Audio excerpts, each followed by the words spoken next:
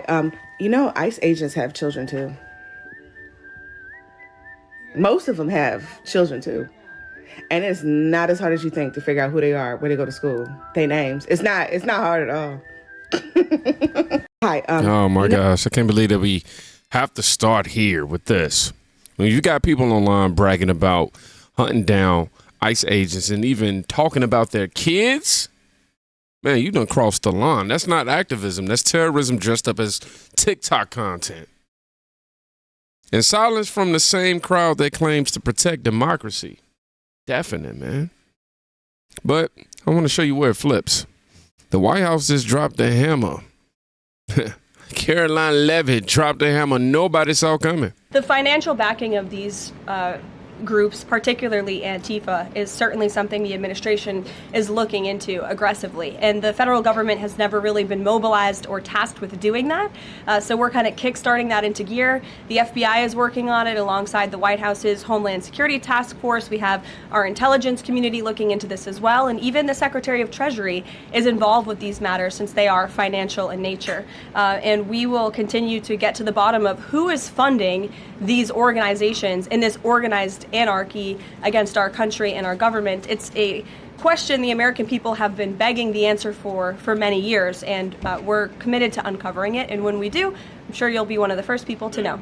Karoline Leavitt straight up confirmed what a lot of us have been asking, what a lot of y'all have been asking for years. Me, a couple, I guess.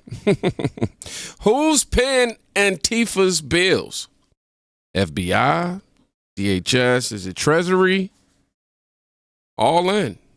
And notice, the panic online,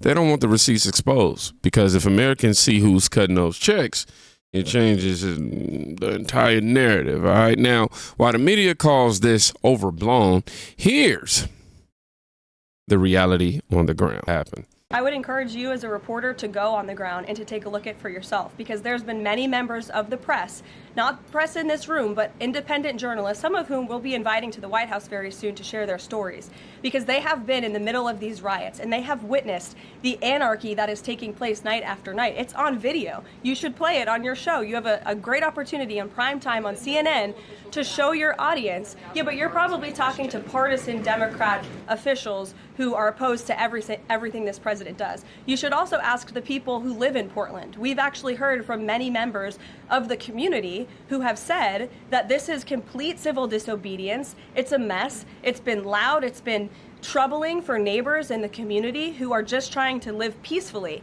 And these people are not there to peacefully protest. They are there to cause mayhem and havoc. I would encourage you as a reporter to go. Man, so intellectually dishonest these reporters are, right? But that's how you handle the media gaslighting. Direct, no filters, just trust what the headlines tell you. I said just trust. I mean, don't just trust. I forgot the big don't in front of that. Don't just trust what the headlines tell you. Talk to the people living in these neighborhoods. They're not dealing with marches. They're dealing with mobs. And if you still think this is just politics, just listen to the numbers. DC's crime dropped when locals actually worked with federal help now. Meanwhile, Democrat mayors would rather lose lives than lose talking points. Just ridiculous. That's not leadership. That's sabotage anyway. The president says that Portland is burning, using that as justification for the National Guard in Portland. But when you look here in Washington, D.C., the president just last week said it is now a completely safe city, and there are still National Guard members on the streets that are not involved in ICE activities. Can you provide the justification for the White House here in Washington, D.C., why the National Guard members continue to be out on the streets? Because Washington, D.C. has invited the National Guard here. Why? Because the mayor is doing the right thing, unlike mayors in other cities like Portland, as Caitlin and others have pointed out, who refuse to see that there are positive results from when local law enforcement works with federal law enforcement to do the right thing on behalf of their citizens. And Washington, D.C. is no doubt a safer city right now today than it was a few months ago when President Trump started this initiative to make D.C. safe again. And the National Guard is still here because the president and the mayor agree that it's a good thing for the city. Just like you're seeing in Memphis, for instance. We'll have National Guard deployed to Memphis. We have federal agents who are on the ground working with state and local law enforcement. The state police in Tennessee are part of this effort. The local metropolitan police in Memphis are part of this effort.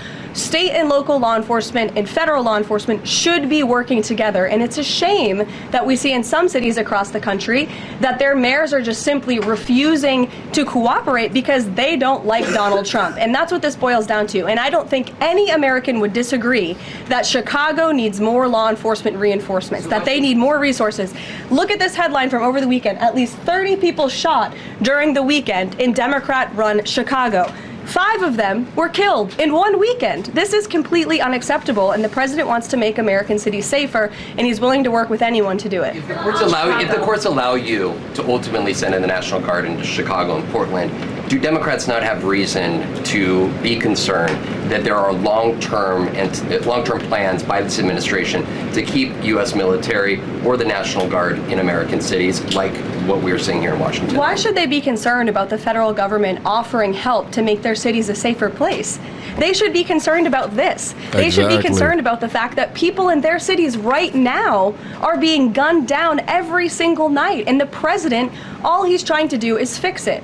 And there has been a complete smear campaign by the Democrats and the media, quite frankly. I was reading Political Playbook this morning, one of the most inside the Beltway newsletters you can find. And you guys are framing this like the president wants to take over the American cities with the military. The president wants to help these local leaders who have been completely ineffective in securing their own cities. And we have already seen there's a positive formula for that. Look at Washington, D.C. The murder rate has declined significantly. Our streets are safer. People who live here feel safer. All of you in this room, I know you do, you just won't admit it.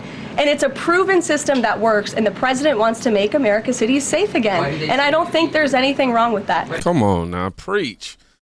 When you step back and look at all of this, it's really simple. One side is openly talking about hunting down ICE agents and even their families.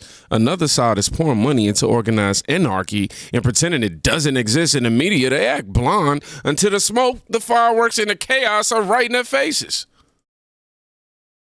Meanwhile, the White House is actually standing up. That's what I'm saying. Calling it out and doing what leaders are supposed to do. Protecting citizens from the mob. Not protecting the mob from accountability, as you see. And here's the bigger picture.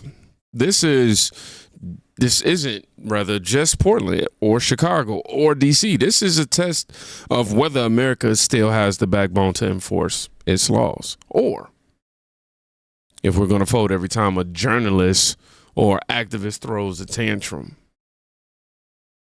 Respect doesn't come from hashtags or, just protests or screaming in the street. Respect comes from law, order, and truth. And tonight, ICE proved once again, they're not backing down. Neither am I. That's why, if you made it to the end of this video, put never backing down in the comments. That way I know you made it today. And y'all be safe. Please go check on a friend today. You can quite literally be saving their life. Peace.